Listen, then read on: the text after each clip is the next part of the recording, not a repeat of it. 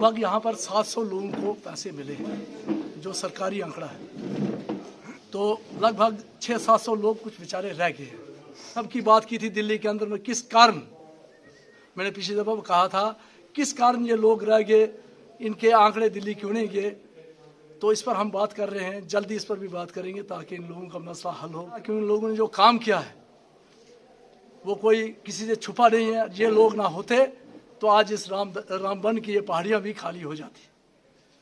इन लोगों ने बहुत अच्छा काम किया। जो यहाँ पर किलिंग हो रही थी, कितनी हम वो गिने, कितने लोग यहाँ मारे गए हैं, कितने लोग माइग्रेंट हो गए। ये बेचारे वो गरीब लोग थे जो किसान का काम करते थे, जिनके घर में भेड़ बकरी होती थी, माल बच्चा होता था। ये बेचारा बड़ा परेशान था कि माल कहाँ डालेंगे, बड़ी मुश्किल हो गई। ये बेचारे आगे निकले। उस वक़्त सरकार ने इनको बंदूकें दी और बंदूकें देने के बाद ये वातावरण, जो शुद्ध वातावरण है आज जो आपको दिख रहा है, जिसमें इनकी बहुत बड़ी क्या बोलते हैं वो भूमिका रही है, तभी जाके ये इलाके बचे हैं। मैं आपके चैनल के माध्यम से ये बात क्या देना चाहता हूँ कि भारत सरकार के पास ये बात पहुँचे कि वाकया यहाँ पर कुछ लोग अभी रह गए हैं जिनको बेचारों को सैलरी मिलनी बहुत ज़रूरी है। ये बहुत देशभक्त लोग हैं जो भूखे और प्यासे काम किया। इन्होंने एक सोच करके हमने गरीबों का काम करना है और भारत की सरकार हर काम को करने के लिए तैयार है, अगर जम्मू कश्मीर के लीडर उस बात को उनके टेबल पर पहुंचाएं तो। मैंने देखा, मैं ना MP ना मैं MLA, मैं एक सीधा साधा आदमी, गाँव का आदमी। मैं होम मिनिस्टर के पास कहाँ मिलना था मुझे, मैं खास करके सुनील शर्मा जी का धन्यवाद करता हूँ कि जिन्होंने मुझे होम मिनिस्टर के दरवाजे पर लिया। बड़े गौर से बात सुनी गई और ये बोला उन्होंने कि बसंतराज जी और कोई बात बोलो। फिर दूसरी दफ़ा क्या कोई और बात, मैंने कहा जी 30,000 लोगों के चूल्हे जलेंगे तो मेरा और कौन सा काम है। दूसरा काम तो हज़ारों हैं, वो काम करने के लिए नहीं आया मैं। 30,000 लोगों की बात आपके पास लेकर आया हूँ। इनके चूल्हे जले तो मेरा चूल्हे तो इनकी दुआओं से जलना है। तो पूरा भरोसा है मैं कि इनको विश्वास दिलाता हूँ मैं, आपस में तालमेल बनाकर रखें।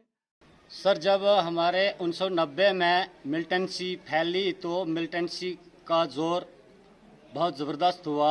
मिलिटेंसी क्रोच पे पहुंची हुई थी। वक़्त हमारे पहाड़ी एरिए जो फार फ्लंग थे और बहुत उसमें जंगल एरिया आता था और सरकार ने भी वेपन इशू किए। और तो हमारे पब्लिक के बीच में ये जो हमारे यंग युवा पार्टी थी, इन्होंने भी वेपन उठाने के लिए अपने देश की सेवा के लिए अपने आप को तैयार कर दिया। अब हमारे 2002 में ज़िला डोडा के अंदर ठाठरी में जब कोई एक ऐसा बड़ा हादसा हुआ था, वो सब एडमिनिस्ट्रेशनें भी जानती हैं और सरकारें भी जानती हैं। 3 दिन तक वहाँ पे कोई संस्कार नहीं हो रहा था। वहाँ पे हमारे एडवाणी जी आए थे। एडवाणी साहब ने उस वक़्त आल VDC के लिए ऑर्डर निकाला था कि इनको ऑल रेगुलेटर किया जाए। फिर उसके बाद ऐसा हुआ हमारे साथ, पता नहीं क्यों ऐसे हमारे साथ इग्नोर किया गया।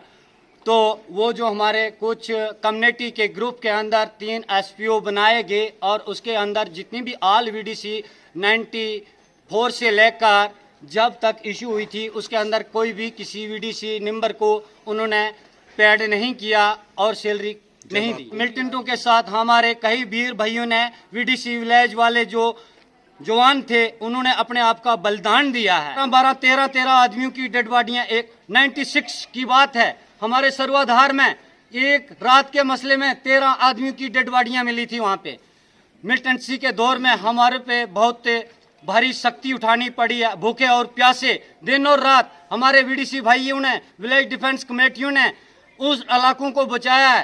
सरकार की तो हमने हमेशा अपने देश के लिए सेवा की है, लेकिन इतना हमें भी पता नहीं था ये 25 या 30 साल के लिए जहाद लड़ना पड़ेगा।